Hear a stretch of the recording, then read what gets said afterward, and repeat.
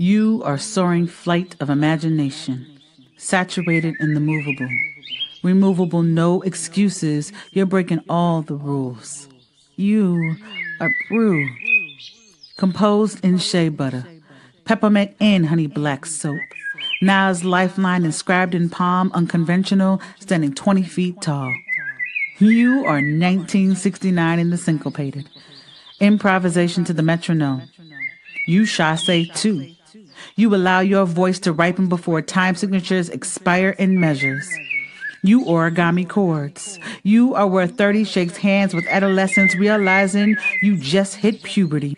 Watch as red clay seeps through pores building pyramids past prime. You are prime at 44.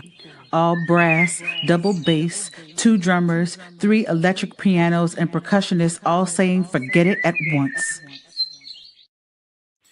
Oh, we are back for another episode of All About Our Liberation. If you don't know who I am, it is your girl, Heather Bird here, visionary and CEO of Bird's World Publishing, where we are on a mission to empower individuals, especially women of color, to write and publish their brilliance so they can turn their message into a movement. So I need y'all to hurry up and get your people in the room because today is going to be a little bit different than what we would normally do. All right. Because today I'm really excited to be able to invite you to All About Our Liberation, the podcast, as we work collectively to reclaim and rebuild our way back home to ourselves. This podcast is inspired by the upcoming anthology, and we are extending the conversation so that we can transform not only on the page, but in person. Together, we create permission. Well, we create the permission for you to write, to rest, and to remember who you were before the world got its hands on you. All right. So get your people in the room. Make sure you are tagging, commenting, letting us know where you are coming from because we can see you in the chat. All right. I'm going to shout you out. I'm going to bring it to the screen. This is definitely an interactive conversation as always. So I want to make sure that you have the opportunity to get your people in the room. Let me know where you're coming from. And maybe if you have a burning question or two, hop on in here and we'll be able to see what we can do with that, right? There's always the opportunity for your questions to be answered. Behind the scenes, there is a whole nother behind the scenes thing that happens after this live that takes place on the paid wall of my Substack. So make sure you all check that out. But before we get started, I want to make sure to give a shout out to the network that has made this space possible for us. So if you've heard about the female solution, I want to make sure that you just take a second and find out more about the female solution. So I'm going to be back in about 30 seconds. Until then, let's go ahead and check out this quick commercial.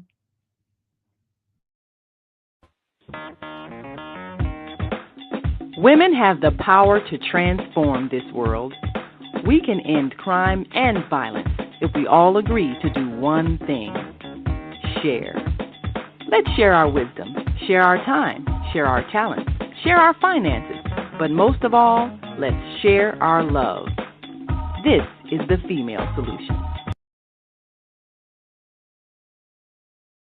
All right, y'all. So we are back. There's still plenty of opportunity for y'all to get your people in the room because we're going to be here for the hour. All right. It is 7:03 my time. So depending on where you are in the world, we're going to go for at least an hour. All right. Well, only an hour.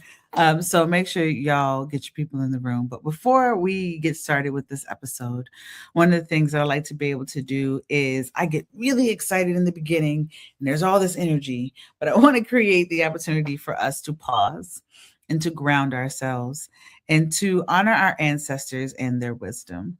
So one of the things that I would love for us to do is just kind of get ourselves situated and still. And as long as you are not driving, all right, you can lean in on this practice. So if you feel comfortable enough, go ahead and close your eyes or at least lower your gaze. And I want you to just take note of what's going on with your body, right? Your shoulders a little tense, Are they hugging your ears? Is there an opportunity to bring those down a bit? Is there tension in your glutes? Are your hands a little sore from writing all day? Is there the little wrinkle between your eyebrows because you're scrunching up your face? Is an opportunity for you to relax that. And I would like for us to take a nice deep breath in together. And exhale out through your mouth.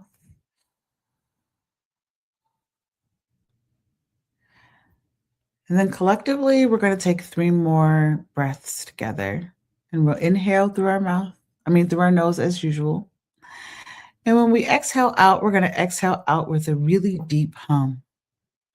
And I want you to find the part of your body that needs it the most.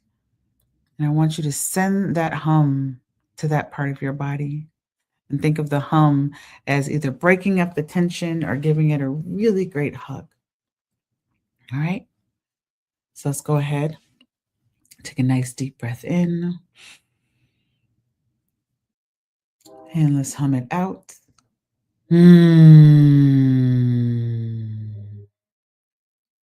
It tickles my nose sometimes.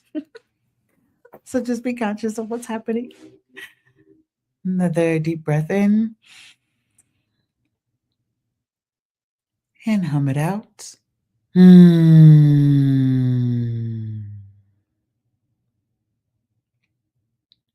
One last time. Nice deep breath in.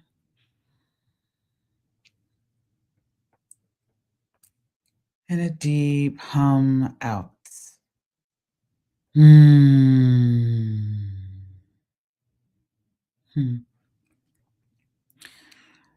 And as you're in this space, you can feel free to open your eyes or keep your eyes closed.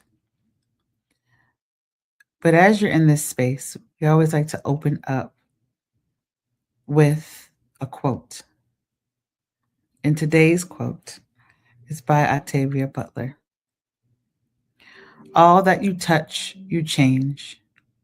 All that you change changes you.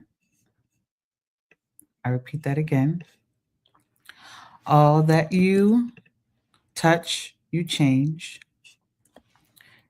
And all that you change changes you. So I want you to take a moment and take that quote in and let me know what that means to you and how it resonates with you. I'm going to drop it on the screen in 2 seconds because I don't know about y'all, but I am a visual learner. Again, all that you touch, you change, and all that you change changes you. And I want you to reflect on a question, right? What have you touched lately that has changed not only you, but the people around you? So think about how you've changed and the rippling effect of your change and what it's done to the people around you. Okay? So what have you touched lately that has changed you just as much as the people around you? Okay? So as you are thinking about that question, feel free to jot it down, drop it in the chat. Let us know how you're feeling. I want to take a quick commercial break, right? So jot down your notes.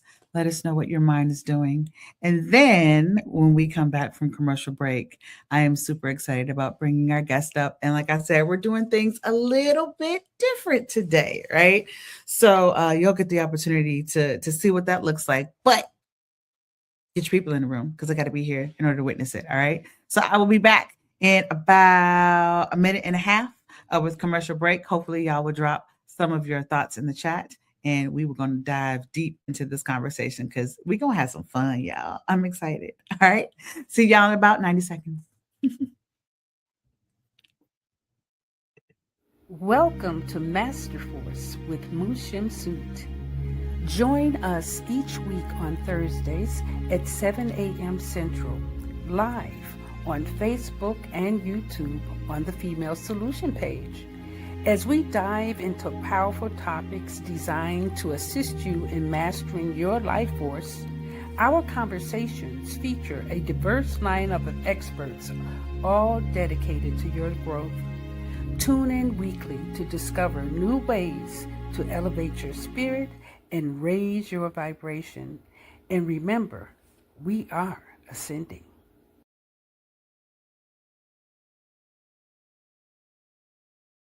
Great day. It's your girl Asada here to introduce a new female solution show called Asada Says.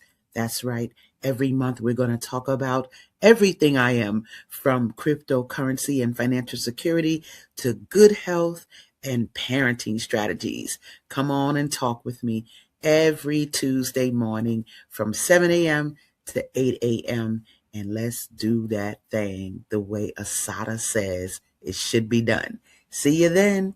Peace, right here on the Female Solution. All right, y'all. So those are just some snippets of the shows that we have within the Female Solution. We are here with y'all Monday through Friday from 7 a.m. to 8 a.m. Central, and then from 7 p.m. to 8 p.m. Central. So make sure you catch any of those shows. We also have shows on selected Saturdays and Sundays as well. So make sure you all check out the Female Solution Facebook page for the entire list of shows. There is something for everyone here. All right. So make sure y'all check that out. If you're just now joining us and you're still in there tagging folks, right? I want to let you know and welcome you to All About Our Liberation, the podcast, where we work collectively to remember, to reclaim, and rebuild our way back home. All right. So get your people in the room. There have been so many amazing conversations. This is our 8th episode that we are currently in. So if this is your first one, feel free to go back and check out the other 7, because when I tell you they have been juicy, I'm not lying to y'all. All right. Are y'all ready for our guests? I think y'all ready. I think y'all ready for what is about to happen in the little switcheroo that is taking place right now. All right. So now it is time for us to welcome our guests for this episode. And then we're going to switch places. Our guest is our guest host for today for All About Our Liberation. And I am so excited to be in conversation with Kim. All right. So I'm about to read Kim's bio, give y'all a little bit more opportunity to get some people in the room. Right. And then we're going to dive right on in there. All right. So for our guests today, we have Kim Katrin, is an international recognized educator, consultant, and social entrepreneur known for her work at the intersection of wellness, equality. No, I lied. It's equity. Get that word right. Wellness, equity, and social impact.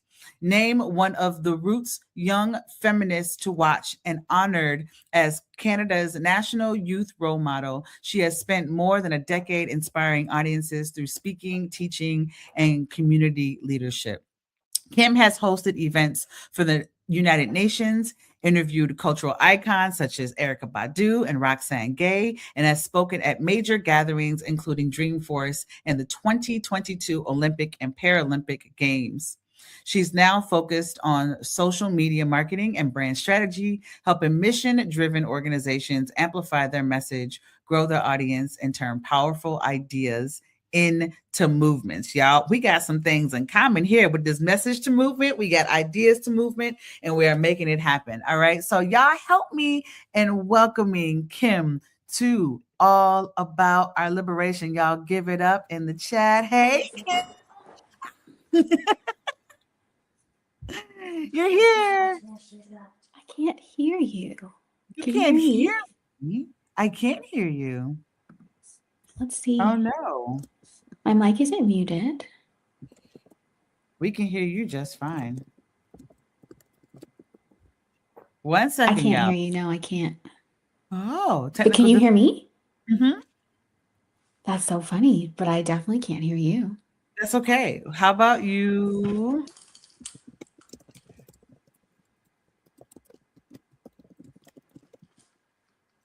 Let's put a message in the chat for you. Muted. Yeah. You know, sometimes the world just won't let you be great. So we are here working through Don't do that. all of the technical difficulties that exist. But what we wanted to be able to do today with you all is having the opportunity to learn a little bit more about Bird's World. We have been here interviewing so many amazing folks that have come across this podcast. For the first episode, we had the opportunity to interview Dr. Barbara Shriver, where we talked about really leaning into our minds and our bodies and what that looked like, right? We had the opportunity to have conversation with Pam, who was our last guest that we had here, where we talked about her book, Women Don't Retire, and what does it look like to create a world after retirement that really leans into who you are as a person. And it doesn't just stop after retirement. You have the opportunity to lean into your dreams. So again, if you haven't had the opportunity to lean into the other episodes, make sure you check out my YouTube page. And there it's at Blue Birds World, BLUBYRDS.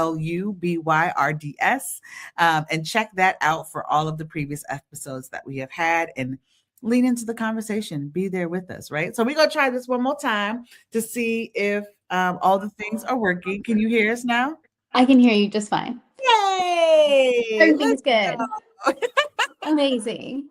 Yes, thank you so much for being here with us. Oh my gosh, thank you so much for having me. It means so much. We have so many amazing conversations behind the scenes, and for us to make the decision to now bring this conversation to the forefront so that other people could be a part of it was a really, really amazing idea that you had. And so thank you for being the person to be here with us. We have so much fun every Friday.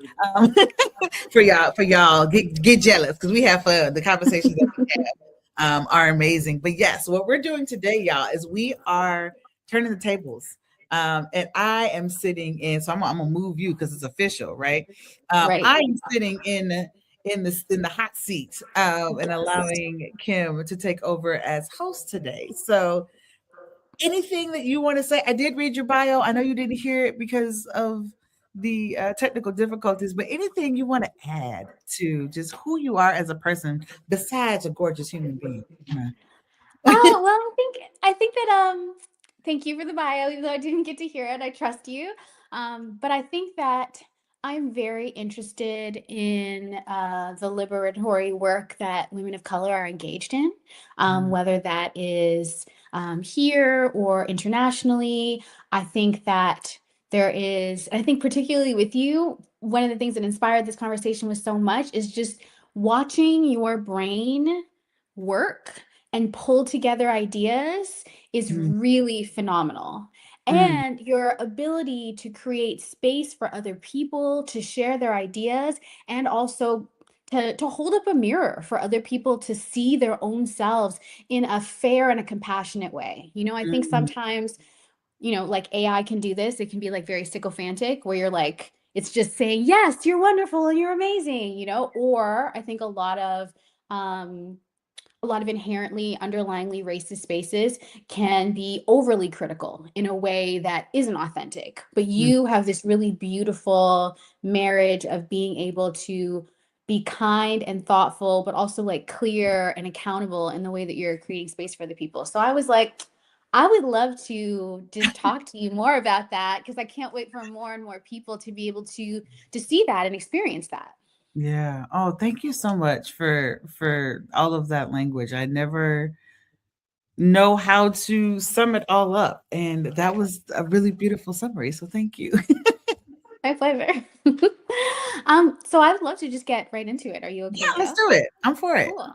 All right, amazing. I think like one of the questions I always have for you is when someone first comes to you with like a vague, kind of an amorphous idea, what's the first thing that you're listening for? Like, how do you know when someone is talking to you that they should write a book? Yes. First of all, that's one of my favorite parts of the process is when someone is inquiring about whether or not they should or shouldn't write a book. And many of the times someone will come to me and they'll have hesitations, right? There may be hesitations because they have written something and they got negative feedback on it, or something happened to them in school and Mhm. it deterred them from wanting to write and publish their book. And so the thing that I am listening for, I think it's twofold. One is being able to identify the root pain that exists, like the hesitation that they're having in terms of moving them forward. Because just because they schedule time with me doesn't mean they're actually ready. Sometimes they just want to learn more about the process. And I'm listening for, well, what's stopping you? Right? Because there's such beautiful opportunity for us to work through what that looks like. In Bird's World, we always talk about we heal first, write second, and then build movements with our message third. And in order for you to show up as your most authentic self on the page, you have to know who you are. And instead of moving forward with what other people have told you, you should be, who are you at your core? So I listened for who you are at your core first and the hesitations that you might have. And then the second piece of it is what lights you up, right? How how can we take the thing that makes you jump for joy and turn it into reality? Do you find that there is any sort of pattern that you notice where people have lost the connection to the thing that brings them joy and maybe picked up the fear in its place? Do those Can you things happen at the same time? Oh, yeah, for yeah, sure. one Do more you find time? that there's some sort of pattern that you notice when you're talking to people of that where or how they lost the connection with the thing that brings them the joy and how, fear kind of ended up taking that place? Because I feel like you've connected with so many different kinds of people. Is there something that connects the way that that happens? There is a period of time when someone is younger, and when they're younger, we have all of the encouragement in the world to be who we want to be when we grow up.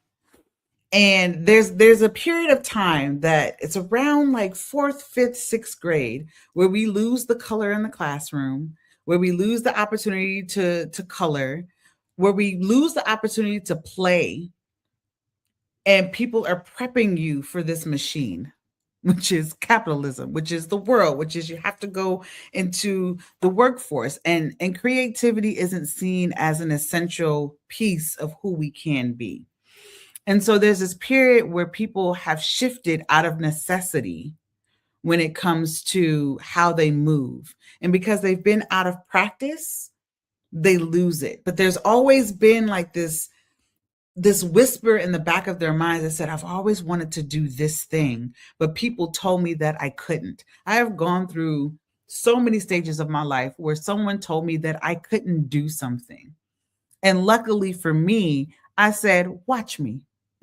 Like I didn't allow for them to say I couldn't do it and it served as truth. That was their truth and that was their understanding of what was possible. For me, I said, okay, just because you haven't done it doesn't mean I can't do it, right? But not a lot of people have that muscle and or that permission to think in that way. When you think outside of a box, you're stigmatized. You're shunned, right? And so there's usually a period of time where somebody was extremely creative, but they had to shift because they made the decision to fit into the machine, a box, even though they never fit.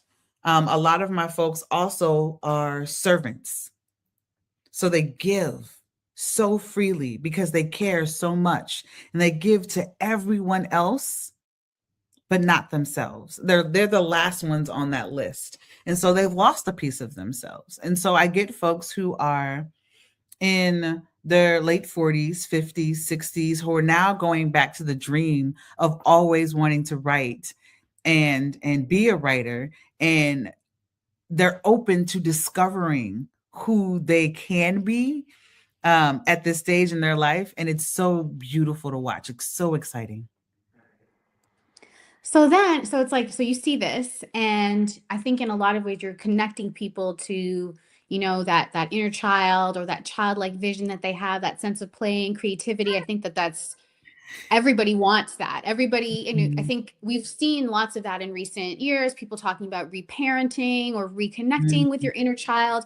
And so when someone is in a space with you, whether they're like one-on-one consulting with you, or maybe they're in the morning or evening pages, what is it that you do in those spaces that allows them to connect to that authentic, creative, childlike vision that they once had that they probably can't tap into in the rest of their life? Mm, that's such a great question.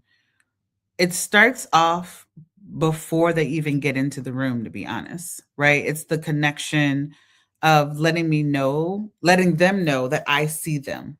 And then when they are in the room, again, acknowledging their presence. Women of color specifically move through the world as a cog in the wheel. Like people don't see us. We're invisible to how the machine works, right? And so because we are moving and seen as just a part of a machine, we're not seen for our humanity. And we're definitely not encouraged to show up as our most authentic self. And so when someone walks into a virtual room or a physical room, I want to let them know that I see them.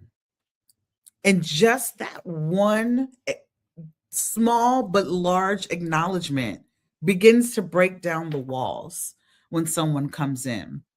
And it allows for them to be a little bit more curious on, okay, what is this space, right?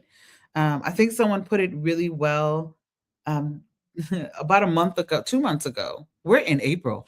It was 2 months ago where I was helping to pull together a vision for one of the women in my community. She had this vision of pulling together this futuristic um, program for her school, and she had this idea but didn't know how to bring it to life. And so she hit me up and said, I have this vision, but I have no idea how to pull it together. I need your help. And so creating the space to just listen and letting folks know that it's possible. Like you don't have to know the how. That you have other people for that. But the vision is something that can exist. And so we were able to bring that to life for an entire school and make it happen. And it part of that reason that it was made possible is because I acknowledge the fact that an idea might be off the wall. Those are my favorite. How can we make it a reality? Right? It's the possible. Someone talked about how it's a possibility model that exists.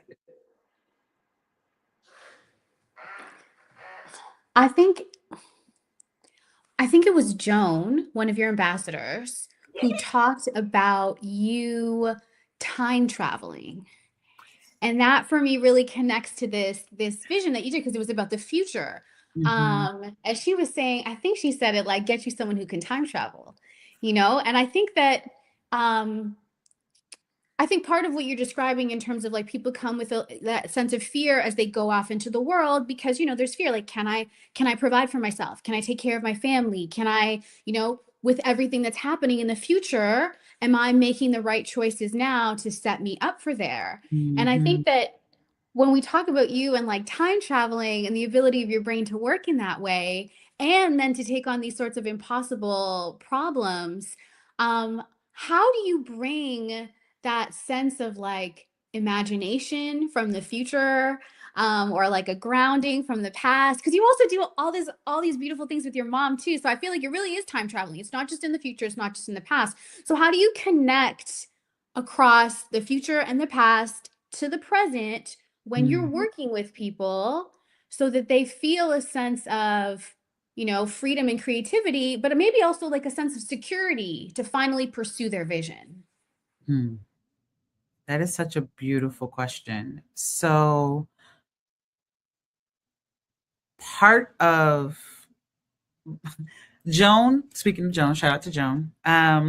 She has gifted me with the language of the title of being ancestrally guided. And I have done my own work. And part of that work is leaning into my own intuition. And so what might seem to be off the wall for someone else that they won't say out loud, I'm the person that's going to say it out loud. I'm the quirky one in the room. Like, this might not make sense, but this is what I am seeing. And I'm a visual learner. If anyone's ever seen Jingle Jangle, it was a Netflix special that came out during the pandemic. And two of the characters, Journey and Geronicus, they do this thing where they can see equations in the sky, and they're like literally solving the equation to this scientific problem. That is a really great example of how my brain works. Like, someone is talking to me, and as they're speaking to me, I am seeing images of what is possible and what they're saying, and then I'm pulling them down to root them and then present them to people to see what lights them up. Again, I can say all the things that I might want to say, but if it doesn't resonate with someone, it doesn't matter. So if I say it and then I watch your entire body language shift and get excited about the idea, that's the thing that I really want to be able to lean into. And so I want to make sure that I am I am honoring the fact that I've done my work and trusting my own intuition. I'm also honoring that I'm very observant, right? And so I've been in so many different rooms that has allowed me to pick up on so many different pieces of knowledge. I watch body language, even on Zoom. Like, a lot of people, there's that barrier. Yeah, we're working from like here up, but that says a lot about, like, you lit up when I said that, right? And so it's the same thing with people. We get excited. We move our bodies closer to the screen. Our smile gets bigger. Our eyebrow might raise. Like, it's the little things that shift that let me know that what I am seeing in the Journey Geronicus type way from Jingle Jangle is something that is resonating, and then we get to work together to make it a reality. So I think I answered the question, because it was such a big question to answer. But that's, people make fun of me a lot because and it's all in love. But when people ask me a question, I tell them, and I let them know now. I give the preface where I'm like, when people speak to me, I have a stenographer in my brain that is sitting in front of a typewriter, and they are literally typing up what is being said. So there's a transcript that runs in my brain. And then when you ask me a question, I go back, I reread the question, and then I go through my Rolodex of information, pull the thing down that needs to be said, and then I say it. So there's sometimes a pause when people ask me questions. And it just happened to me like 2 weeks ago. I was on a call and someone was like, Heather, you okay? And I was like, oh, let me explain to you how my brain works, right? But to even understand that that's how my brain works and then articulate that to other people so that they understand also gives them the opportunity to say, my brain works like that too. I'm not the only one. And then we get excited and have the opportunity to like celebrate each other in the way our brains work so differently, because there isn't a cookie cutter way of doing things. And yeah, it just opens up the door. I got so excited. There are so many things that you said I got so excited about. First of all, that movie, it's so funny because I also saw that movie and I watched it and I was like, oh, that's probably what Heather's like. I was like, oh, that's probably how Heather's brain works. And it's interesting because you also have like a narration that you will do when you are bringing people into how your brain is working. Mm-hmm. Where you'll be like, okay, so I'm doing this thing right now, and you kind of step out of the thing that you're doing to describe the thing, like to narrate. I often feel like I'm in a movie with you, and it's really fun. It's really, really fun. Thank you for pointing that out, because I do that, but I don't know if I realized I did it and how it actually. It's great. How other people perceive it. It's great. Thank you. It's great. It's super great. But I also wanted to ask, I had like 4 questions I wanted to ask, but I do want to say what you were talking about communicating over Zoom, because I think that, we all globally have had a shared experience of having to communicate online. Mm-hmm. So we all went through that together, like from very much in person to very much almost exclusively for most people online. And now we're, there's like a hybrid that's happening right now as we kind of sort through the world.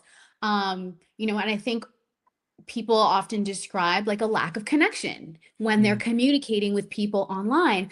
But I have watched spaces with you in them, and I've been in spaces with you in them, and virtual spaces, and they are like joyful and fun, and they feel really connected. And I don't feel the same. I've worked online since like 2005. So I have not experienced really working with anyone who I have felt like virtually it's so valuable and so meaningful and so rich that I'm sure that there's more that I'll experience in person, but I don't feel like I'm losing anything. So how is it that you are able to host spaces online in such a way that there doesn't feel like there's a loss, that there really feels like you're very engaged and connected and supported, like you're actually in community with people online?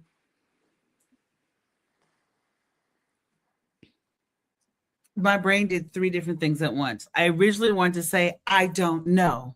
I think that's a superpower that I just have, that is I'm able to translate in person online. Like, I feel like when people are shifting to the virtual, they feel as if they can't do the same thing that they did in person.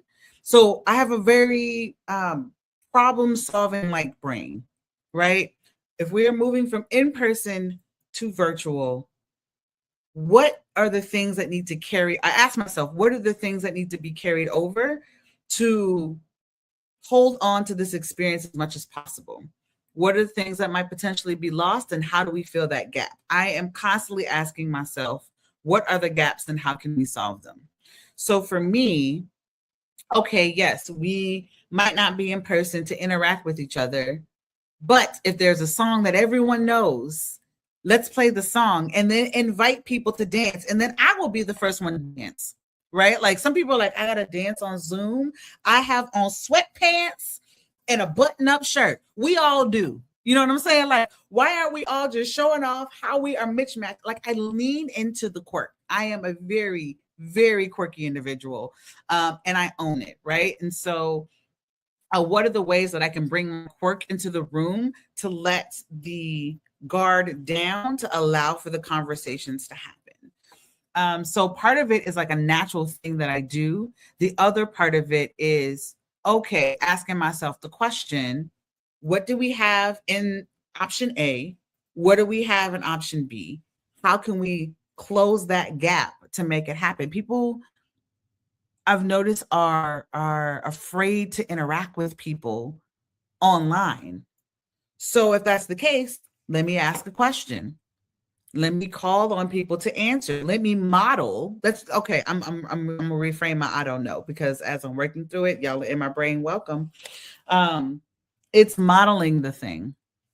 Right. So if I'm playing music and my shoulders are dancing, right? Or if there's no music and I'm dancing, people are like, what is happening? There's a song in my head and I figured I'd just like start dancing. Like, I'll just be myself instead of allowing the screen to take away my humanity.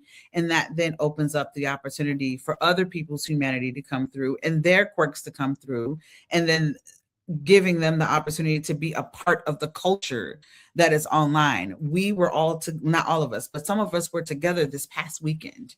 And there were 2 community members that had never met anybody in person except for me. They knew me, but everyone else they had never met in person. But for the past 2 to 4 years, we have been meeting consistently on 2 to 3 years. We've been meeting consistently online. And when they met, it didn't feel like they were meeting for the first time, but then it did, right? There was the joy of, oh, you have a body, you have legs, you're a full person. And I also know your kids' names. I also know what makes you smile. I also know when you cry, how I can hold you, right? So it's part superpower, part problem solving brain, parts allowing myself to be my quirky self, which gives people permission to show up as they are, which kind of brings down the barrier that exists when we're online. And thank you. That question was amazing. I've never actually answered that question. It's really special. It's very unique. It's a very unique gift that you have to be able to do that. I really have not, I've not encountered it in this way. So it's awesome to do it. I think, you know, you talk about Bird's World as, you know, you heal first, right? And you've described it, and it's been described, you know, Bird's World as being a healing ecosystem. Mm-hmm. So I would love you to talk more about what the healing looks like and what the ecosystem looks like. Oof. I think the best way that I can explain the healing, there are two different ways. I'm going to explain through a story first, and then hopefully answer it in more of a frameworky way, potentially. So one of the moments that sticks with me the most is back in May of 2023. At this point, I had been running morning pages for 5 months. And I woke up that morning and I rolled out of bed at 6:20 because I'm not a morning person. Yes, we started at 6:30 and it didn't matter, right? So I rolled out of bed at 6:20 and walked from my bedroom to my hammock, and I grabbed my computer and I had everything set up. I let people in the room. We grounded ourselves. We greeted each other because we always greet each other no matter when you come in. We grounded. I played music and we wrote, right, for 25 minutes. And then 7 o'clock hit, and I was trying my best to figure out a way to tell folks that I was no longer going to be doing this. Because up until that point, I had gone through the most unbelievable circumstance you could think of, multiple circumstances at once. And I had been operating and dangling by the thinnest of threads, and I had nothing left to give. So I was getting ready to tell people this was the last session that we were going to be having, because it was supposed to only be for 2 months. And because it went so well, we kept going. But I had no more energy left to give. And before I could open my mouth to tell folks that this was going to be the last session, Joan hops on. And she was talking about, unprompted, how much this space has changed her life and how she moves differently because she gets to show up without her mask, without weight on her shoulders, without the costume that we put on every day when we leave the house, right? And how much it changed not only her life, but the life of her kids, right? This isn't just a thing that's happening for the person that's in front of the screen, because when we move differently, again, the people around us change. The people around us change. And so she's telling this story, and I'm hearing this at the most divine time, because again, I was getting ready to end the ongoing sessions that we were having. And then I start crying, and I let everybody in the room know I was getting ready to tell you all this was the last day. And because something was moved in Joan to say something, I now have the opportunity to be vulnerable and say, I have nothing left to give. Everyone in the room then showed up for me and held me and said, what do you need in order to keep this going? Because we cannot quit. And if you ever quit, we're showing up at your house, canes and all, and protesting until you come back, because this has changed our life. Right. So it wasn't only that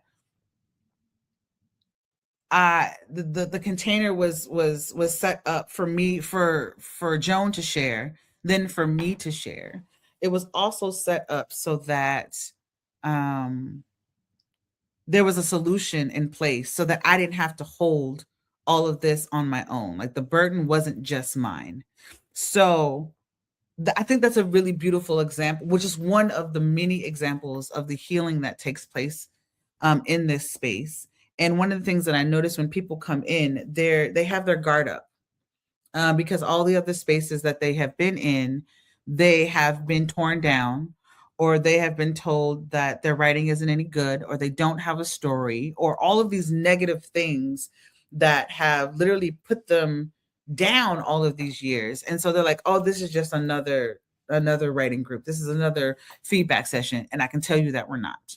So they come up with this guard, and then within 30 minutes max, they see that this is different. And then the walls and the bricks start to come down, and they start to open up, and then they realize this is the space that they have always wanted but never experienced before. And so I watch each person in the first week of being with us be so, what's the word? So taken aback that something like this exists, that they're just in disbelief. The first week is just getting adjusted that this is even possible, right? So it's a really beautiful transition that that takes place when folks come into the room, and the healing ecosystem revolves around you not being alone. Whatever it is that you are going through, whether it is how you are showing up on the page or how you are showing up in a room physically, you literally have your sister resistors behind you as you were going through it, which give we literally have pom-poms.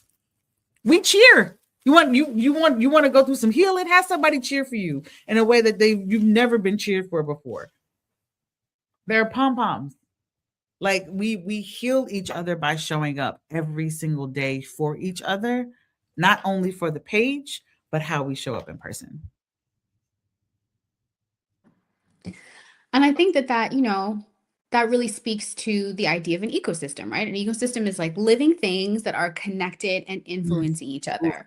Oof. You know, and I think that, you know, people often say that you are the product of the 5 people you spend the most time with, right? And even in you're choosing a partner to be with, when you choose that person, you're trying to choose someone who you're going to like who they make you into, because just by being in their presence, you're going to become more like that person. And, you know, if you are in the morning and the evening pages and you're connecting so frequently, I want to know how you feel like the connection that you have with the people in the group influences you, and how you feel like how you feel that ecosystem functions. Like how does that part of it, you know, because as someone else, imagining myself coming into the group, for example, what am I going to become more like in the time that I am spending with you all? Ooh. You're going to shed a lot of what no longer serves you. And as you are releasing and understanding what no longer serves you, you're going to go through an identity shift, right? And that identity shift is going to require you be held. I think another great example is, now mind you, I'm the guide, I'm the facilitator in this space, and they influence me just as much as I am influencing them, and I'm still trying to wrap my brain around how impactful this space is. And bless all of their hearts, because they are so patient with me, because I can't tell you the number of times that Katrin has told me something that I needed to do to move forward, to expand, or to rest, or to write more. Just, there have been so many messages that have been told to me that have required it to be repeated so many times I have lost count. And there are some messages that have been told to me over the past 3 years that are just now sinking in, right? I'm just now able to understand what is being said, but never has Katrin lost her patience with me. Never has Joan lost her patience with Shauna. Never have I lost my patience with Teresa, right? Like, we are like, oh, you don't see it now? Okay, you'll see it soon. Okay, you don't see it now? I'm going to remind you of why what I'm saying, what I'm seeing is truth, right? in my eyes. And then, you'll see it eventually, right? And so we're unlearning so many things. Some of the women that come in are 50, 55, 60. And so they are unlearning 40, 45, 50 years of conditioning that does not apply to them. So me telling you to do something once to undo 40, 45, 50 years of training is going to take more time than that, right? And so how can we develop a level of patience with each other to make sure that we are setting you up to be your ultimate self? Because most spaces don't set you up to be your ultimate self. They set you up to serve their purpose. We're setting you up to serve the purpose you don't even know is inside of you yet. That needs to live in a book, that needs to live on a page, that needs to live on a stage, right? But sometimes it takes 3 days, 3 weeks, 3 months, 3 years for someone to remind you of who you are.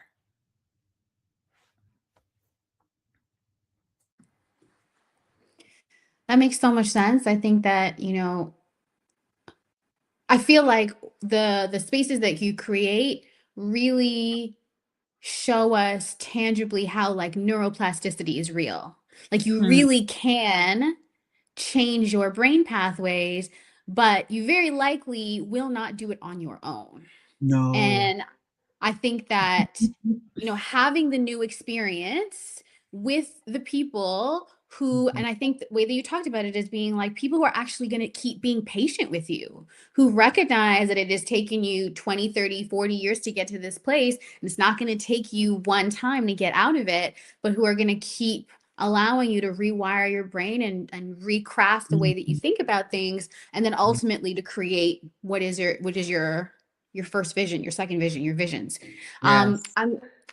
I'm curious, because I think a lot of people we're in kind of a socially anxious time, and I think that that makes sense for a lot of different reasons. I get it. I'm not like judgy about people being socially anxious. I get why the world is an intense place. Mhm. Um, for sure. Sometimes people are just stuck where they are and they can't change. That is very, very, very true. But I do think that what you're talking about is giving people a space where if they are going to change, it's going to happen there. It's going to Yes. happen in a community like that. Yes. Um, If you've had the desire to evolve, just didn't know how. exactly. Yeah. And so I think, because we're in like a very socially anxious time, more people would rather not communicate with anyone at all, like do everything online, or would Mm. much rather communicate or build those relationships with AI. And not judging that at all, but what is the interaction that people can have with you and with spaces online that are created like evening spaces and morning spaces that cannot be replicated by our interaction with AI.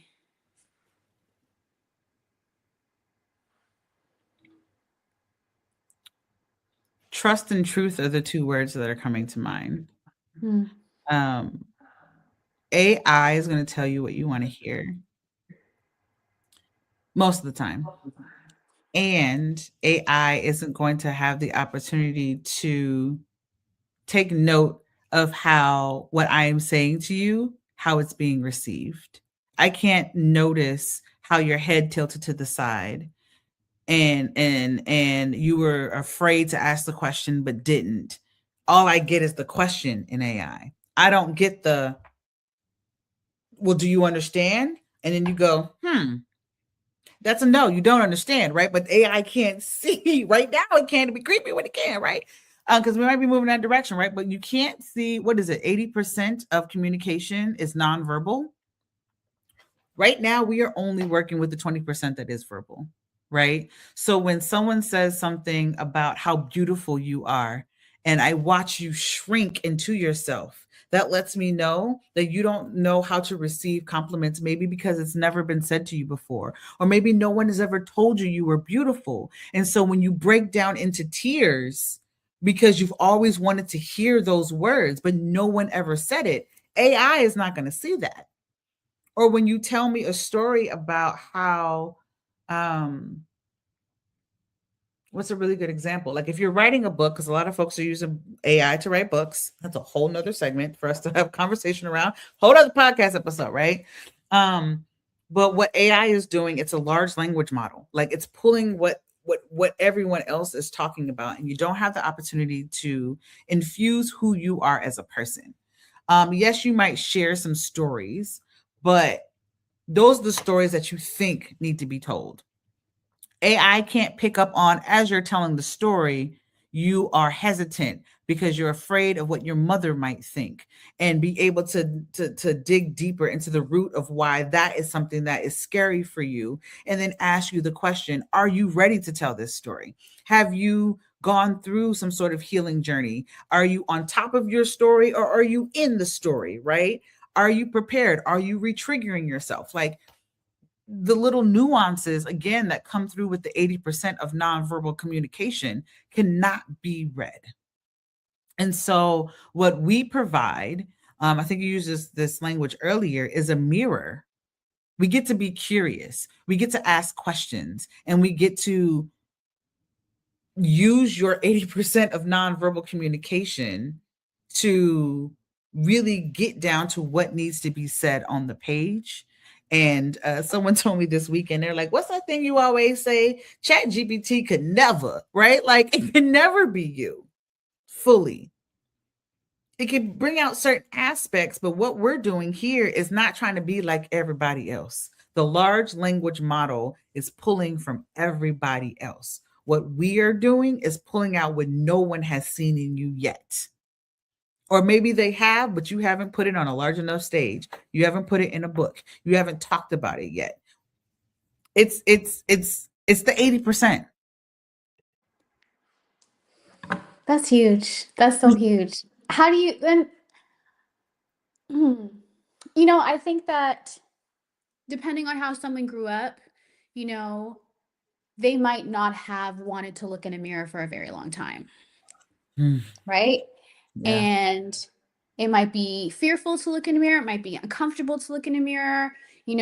I think that um some families historically might have even suggested that like being too self-reflective is like an exercise in vanity, Yeah. like you're being Mhm. self-centered. I think especially for women of color who are really trained to like look outward and think about how to take care and serve. You said you Mhm. work with a lot of people who serve others and Yes. support others, who are Yes. nurses and teachers and are in these positions where they're primarily pouring outward, that it Yes. might feel very foreign to, or it might feel like they might be like, is this narcissistic of me to want to like look at this mirror, to want to like feel this Mhm. reflection? How do you get people comfortable, and particularly women of color? How do you help them feel comfortable with having that mirror?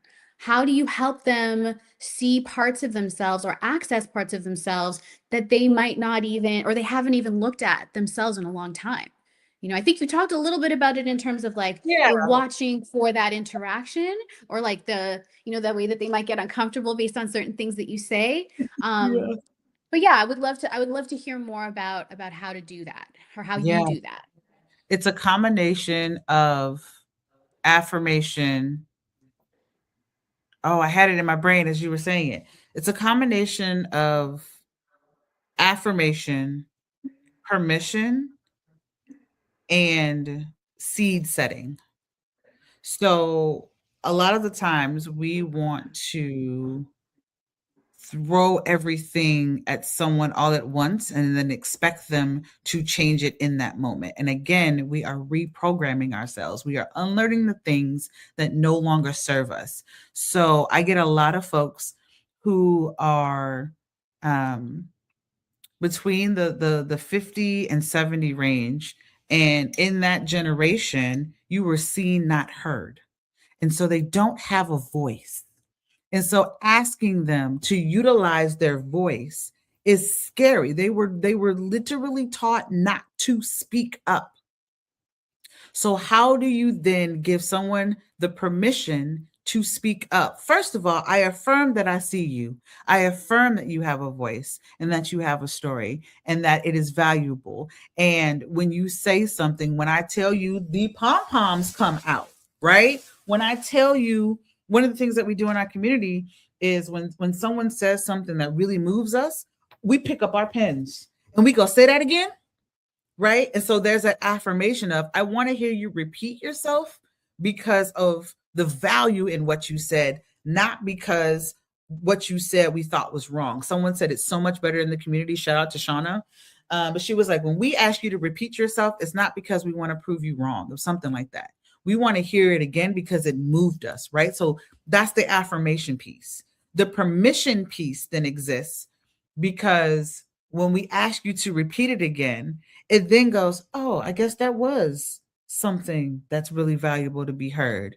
Again, I grew up, kids are seen, not heard. So I was trained, but now people want to hear from me, right? So now it's the permission to speak up, right? And then the seed planting is like, have you ever thought, I ask questions, right? Have you ever thought of this thing? I create space for critical thinking.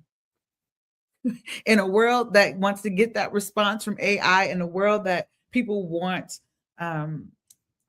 answers to be told, fed to them and told what to do, I go, no, what do you actually think about this, right? Like I ask questions. And so I really do believe it's a combination of affirmation, permission, and then seed planting in terms of them being able to access what they used to have when they were 5 years old and utilize it now that we're adults. So yeah, it's so beautiful. There is so much that we could talk about, and we are already at the hour mark. I Can I ask you one last question? Yes, we can. To Just close one it out, last small one. let's do Just it. you don't just work with the women of color. You work with people who are aligned in terms of what? Mhm. How else do you decide who else to work with, who else to support, who else to bring into the community that is outside of the women of color that you primarily serve? Ah, such a good question. Thank you for asking that. Yes. So, everyone has their focus. My focus is women of color. However, look here. We have gone through this experience of being silenced. It looks different for women of color, and there is a need for protected spaces for women of color to evolve. That does not mean that I also don't work with other people, right? And so one of the ways that I have the opportunity to determine what that looks like is if our values are aligned, bring it.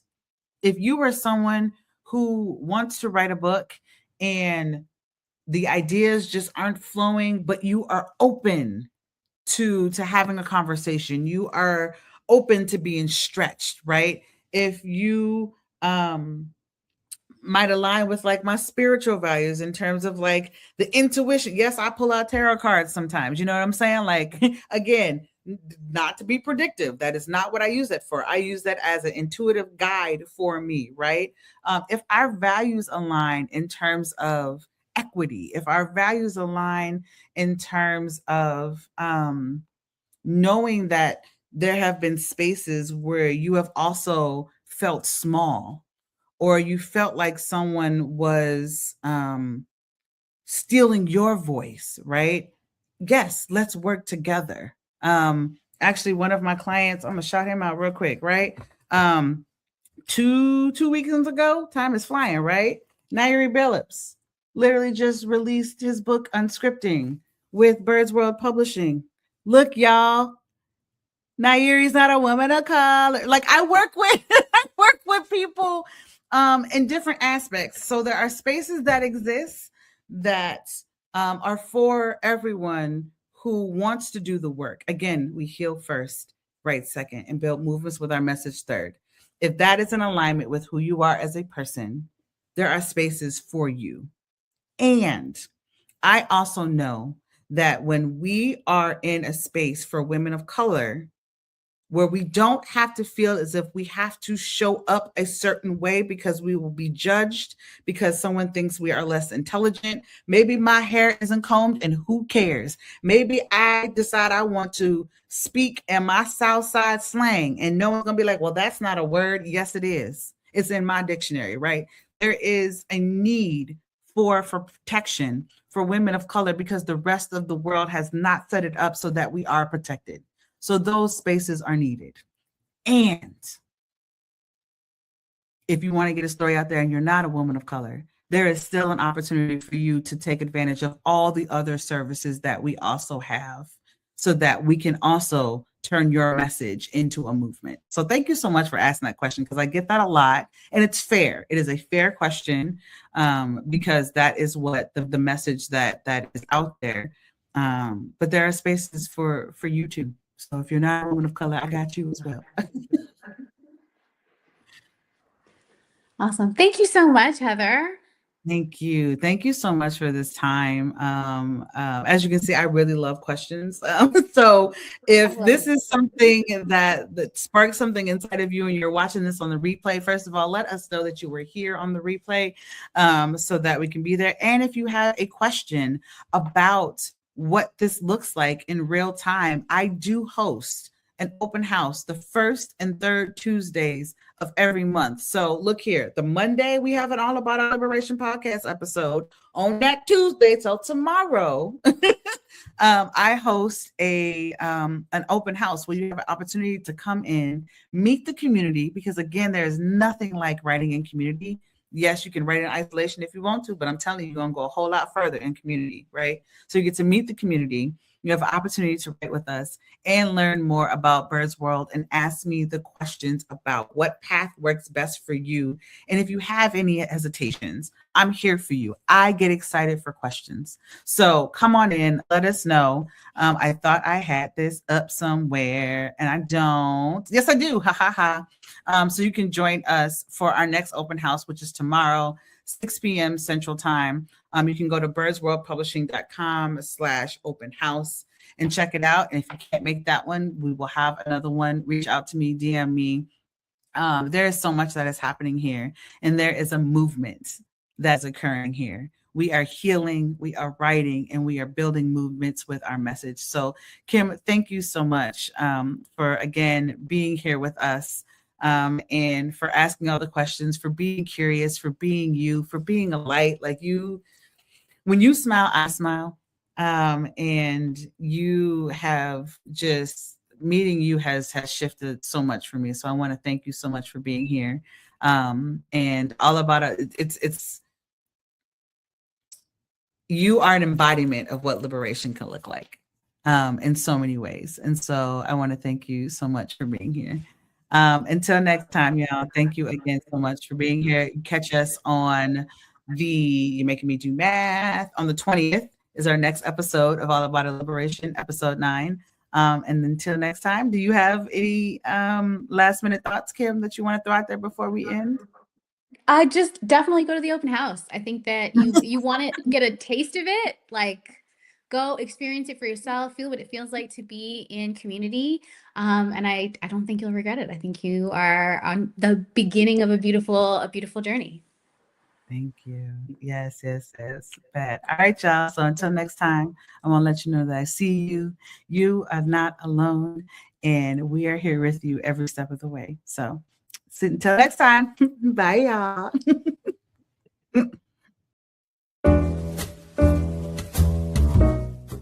We've come to the end of our show today. If you missed any broadcasts, go to our website for the audio and video archives at www.thefemalesolution.com. On behalf of our team of radio hosts, I'd like to thank all of you who participated in today's discussions. And to our global family joining us from all around the world, we say thank you. To our family in China, xie xie. India, Dhanyavad. Japan, arigato. Korea, kamsamnida. Russia, spasiba. Germany, danke. Poland, dziękuję. France, merci. Spain, gracias. Italy, grazie. Egypt, shukran. Ghana, madasi. Nigeria, eshe. South Africa, Ngiyabonga. Senegal, Jaref. Kenya, Asante. Israel, Toda. Pakistan, Shukriya. Afghanistan, Tashakur. Saudi Arabia and Palestine, Shukran. Assalamu alaikum wa rahmatullahi wa barakatuhu. Thank you, and may peace be upon you and the mercy of God and God's blessings.